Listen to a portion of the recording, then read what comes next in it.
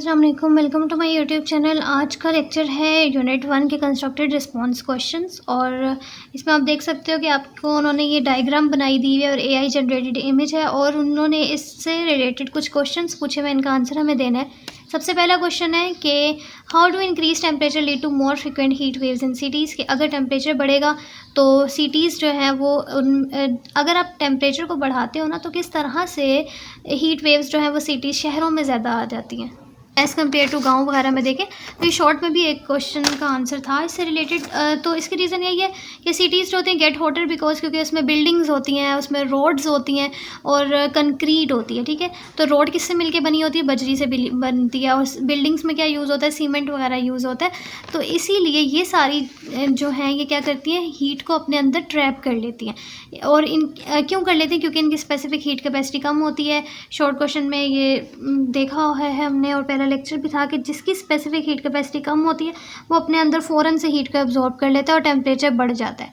इसीलिए यह जो शहर होते हैं वो ज़्यादा गर्म हो जाते हैं गर्मियों में, क्योंकि वहाँ पे बिल्डिंग्स होती हैं, रोड्स वगैरह होते हैं जो कि फ़ौरन हीट को एब्जॉर्ब कर लेती हैं। गाँव में जो होती हैं वो ये चीज़ें नहीं होती। नेक्स्ट क्वेश्चन है कि how might the intensity of future hurricanes change if global temperature continue to rise. अब वो कह रहे हैं कि अगर ग्लोबल टेम्परेचर बढ़ता रहे, ये भी हमने ग्लोबल वाला भी पढ़ा था कि ग्लोबल टेम्परेचर क्या होता है, अगर वो बढ़ता रहे तो किस तरह से हरिकेन्स भी बढ़ सकते हैं। और ये टॉपिक भी था ग्रीन हाउस इफेक्ट का, जिसमें हमने देखा था कि ग्रीन हाउस इफेक्ट के बढ़ने की वजह से हरिकेन ज़्यादा हो रहे हैं। तो उसकी रीज़न क्या है कि जो ग्लोबल वार्मिंग है वो बढ़ ही 3 गैसेस की वजह से रही है, कार्बन डाइऑक्साइड, मीथेन और वाटर वेपर्स की वजह से। अगर ये तीनों गैसेस जो हैं वो ज़्यादा होंगी तो उसकी वजह से अर्थ पे गर्मी बढ़ेगी। और अर्थ पे अगर गर्मी बढ़ेगी ना, देखो अर्थ पे क्या होगी, गर्मी बढ़ जाएगी। जब अर्थ पे गर्मी बढ़ेगी तो ओशन का पानी जो है वो ज़्यादा वेपोरेट करके ऊपर जाएगा। वेपोरेट करके ऊपर जाके क्या बना देगा, क्लाउड्स बना देगा। और जब क्लाउड्स बनते हैं तो ये पूरा प्रोसेस वैसे हमने पढ़ा हुआ है। जब क्लाउड्स बनते हैं तो क्लाउड्स के अंदर से क्या निकलती है, हीट निकलती है। ये हीट आसपास की हवा को गर्म कर देती है और जब हवा गर्म होती है तो वो कहाँ चली जाती है, ऊपर चली जाती है। जब हवा यहाँ से निकल के ऊपर चली गई तो ये जगह खाली हो गई, तो नीचे की हवा इसकी जगह पूरी करने के लिए ऊपर आ जाती है। फिर अर्थ क्योंकि रोटेट कर रही होती है तो ये सारी हवा भी ऐसे गोल गोल रोटेट करने लग जाती है, इसलिए ये क्या होती है, हरिकेन्स। तो हरिकेन्स जो होते हैं वो स्ट्रॉन्गर ज़्यादा हो जाएंगे अगर जो है because warmer ocean give them more energy. क्योंकि अगर अर्थ गर्म हो रही है, अर्थ का टेम्परेचर बढ़ रहा है तो ओशन भी गर्म होगा और ज़्यादा वेपोरेशन होगी और ज़्यादा क्लाउड्स बनेंगे तो ज़्यादा हरिकेन्स होंगे। ठीक है, तो ये लेक्चर्स आपने पहले लेना आपका ज़रूरी है ताकि आप अभी इनको सिर्फ ऊपर ऊपर से समझ सको। नेक्स्ट है कि explain what the glass roof of green house and carbon dioxide in earth atmosphere have in common in term of heat and temperature. Basically ये जो दोनों होते हैं ना, ये हीट को अपने अंदर ट्रैप कर लेती हैं। ग्लास जो होता है वो ट्रैप करता है इनसाइड ग्रीन हाउस और carbon dioxide trap heat in earth atmosphere making it warmer. इसको देखते हैं अभी। अब इसमें ना ग्लास रूफ क्या होती है, आपने देखा होगा कि जब भी ग्रीन हाउस का जिक्र आता है तो एक बिल्डिंग बनी हुई होती है जिसमें ऐसे ऊपर की ऐसे हाउस सा बना होता है। ठीक है, जैसे हट होता है ना वैसे हाउस बना होता है ऐसे करके। और ये इसकी जो ऊपर वाली ये चीज़ होती है ना, ये शीशे की बनी होती है। ये क्या होता है, ये वो जगह है जहाँ के आप पौधे वगैरह बेसिकली उगाते हैं। और इसको ना ये ग्रीन हाउस की बेसिकली छत होती है जो ग्लास की बनी हुई होती है और इसमें क्या करते हैं कि पौधे वगैरह उगाए जाते हैं। आपने पिक्चर अक्सर देखी होगी। अब होता क्या, ये जो ग्लास की ऊपर रूफ है, मतलब ये छत जो ग्लास की बनाई गई है, ये लाइट को अंदर तो जाने देती है लेकिन अंदर की लाइट को बाहर नहीं जाने देती। बाहर से जो सन की लाइट है वो तो अंदर चली जाएगी लेकिन जो इसके अंदर लाइट है वो बाहर नहीं आती। ठीक है, जिसकी वजह से जो ये अंदर की जो गर्मी है ना वो बढ़ जाती है। ठीक है, इस वजह से क्या होता है कि टेम्परेचर जो है वो ज़्यादा हो जाता है।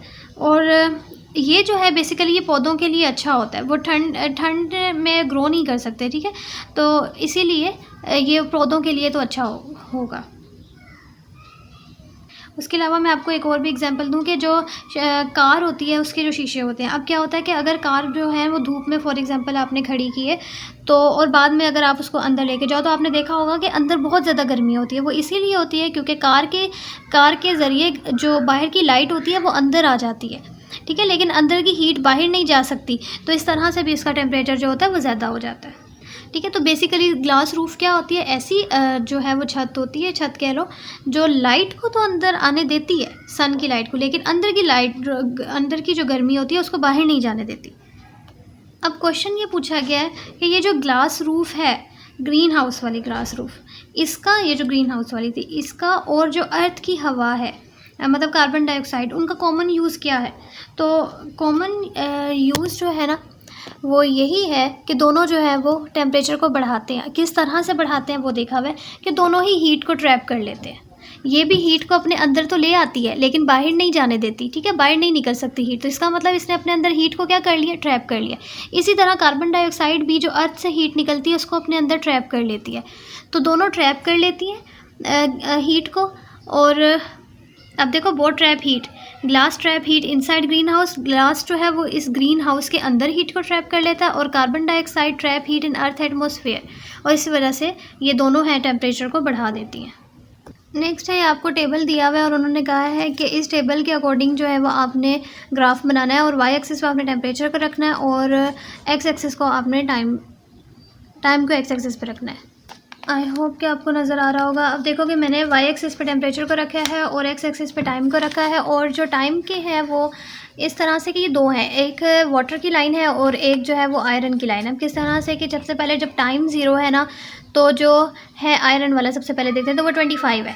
तो जब हमने देखो टाइम को ज़ीरो रखा है तो आयरन की लाइन जो है वो 25, टाइम ज़ीरो तो टेम्परेचर कितना है 25। फिर उन्होंने कहा है कि जब टाइम 15 है तो आयरन का टेम्परेचर कितना होना चाहिए 35। तो देखो टाइम जब मेरा 10 और दरमियान में 15 होता है, 15 है तो टेम्परेचर कितना है 35। तो यहाँ पे मैंने एक डॉट लगा दिया। फिर उसके बाद है कि जब टाइम 30 है तो टेम्परेचर कितना होना चाहिए 45। तो जब टाइम 30 है, यहाँ से देखो टाइम 30 है तो यहाँ से टेम्परेचर भी कितना है 45, तो यहाँ पे डॉट है, ठीक है। इस तरह से डॉटेड लाइन लगाई और फिर इनको ऐसे में जोड़ दिया, तो इस तरह से ये स्ट्रेट लाइन बन गई है। फिर है वाटर के लिए। वाटर के लिए अगर हम देखें तो जब टाइम ज़ीरो है तो फिर ये 25 है, तो जब टाइम ज़ीरो है तो ये कितना था 25, तो ये यहाँ से ही स्टार्ट हो रहा है, ठीक है, यहाँ पे एक पॉइंट था। फिर है कि टाइम अगर 15 है तो आपकी जो वाटर की है वो 26.2 है। तो आप देखो जब टाइम 15 है यहाँ पे तो ये 25 और ये 25 वैसे ऊपर ही 26 कहीं होगा, तो यहाँ पे डॉट लगा दिया गया। ठीक, उसके बाद जब टाइम 30 है तो ये 27.5 है। तो जब टाइम 30 है तो ये इससे देखो इस डॉट से थोड़ा सा ऊपर गया 26 इस तरह से, फिर इनको जोड़ दिया तो ये इस तरह से बना है, ठीक है। तो इससे पता क्या लगा कि जो आयरन है ना वो जैसे जैसे आप टेम्परेचर को बढ़ाते हो ना तो फ़ौरन से स्ट्रेट लाइन आता है, मतलब फ़ौरन टेम्परेचर बढ़ता है इसका। लेकिन वाटर का टेम्परेचर जो होता है वो आहिस्ता आहिस्ता बढ़ता है, क्योंकि उसकी स्पेसिफिक हीट कैपेसिटी ज़्यादा होती है। तो पानी आपने देखा होगा कि पानी आसानी से बॉयल नहीं होता, तो वो आहिस्ता आहिस्ता बॉयल होता है, और क्योंकि इसकी स्पेसिफिक हीट कैपेसिटी जो होती है वो बहुत ज़्यादा हाई होती है। नेक्स्ट ये नीचे क्वेश्चंस थे कि based on data in table which heat up quickly water और मेटल। अब वो कह रहे हैं कि मेटल मतलब कि आयरन जल्दी हीट हुआ है या फिर वाटर। तो आपने जो है वो डाटा के अकॉर्डिंग तो आपने देखा कि स्ट्रेट लाइन जो था वो आयरन का आया। आयरन क्विकली हीट अप हो जाता है क्योंकि इसकी स्पेसिफिक हीट कैपेसिटी कम है। फिर पानी आहिस्ता आहिस्ता होता है। और which do you think will cool more slowly, और आप बताओ कि इनमें से कौन जो है वो आहिस्ता आहिस्ता ठंडा होगा, ठीक है। तो हमें पता है कि पानी जो है वो आहिस्ता आहिस्ता ठंडा होगा क्योंकि इसकी स्पेसिफिक हीट कैपेसिटी ज़्यादा है। अब आप देखो पानी जो होता है वो ना आसानी से बॉयल होता है, जब वो आसानी से बॉयल नहीं होता, लेकिन एक दफ़ा जब बॉयल हो जाए तो फिर वो आसानी से ठंडा भी नहीं होता, ठीक है, आहिस्ता आहिस्ता ठंडा होता है। लेकिन जो आयरन है वो फ़ौरन ही गर्म भी हो जाता है, फ़ौरन ठंडा भी हो जाता है। तो वाटर जो होता है cool more slowly because its capacity is high large, क्योंकि इसकी हीट कैपेसिटी जो होती है वो ज़्यादा होती है।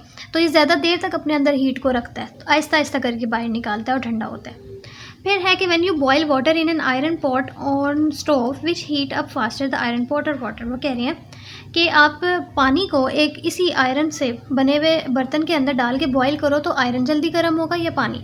तो आयरन पॉट जो है वो जल्दी गर्म होगा क्योंकि मेटल जो होता है वो जल्दी से हीट को एब्जॉर्ब करता है, ठीक है। हमने क्वेश्चन भी पढ़ा था, कंडक्शन है ये प्रोसेस कि मेटल इलेक्ट्रॉन से मिलकर बने होते हैं। इलेक्ट्रॉन्स तेज़ी से हीट को लेकर ट्रांसफ़र करते हैं, मूव करते हैं, और फिर चीज़ जो होते हैं मेटल्स जो होते हैं वो जल्दी गर्म हो जाते हैं। तो I hope you understand this lecture. Thank you so much for watching. अल्लाह हाफिज़।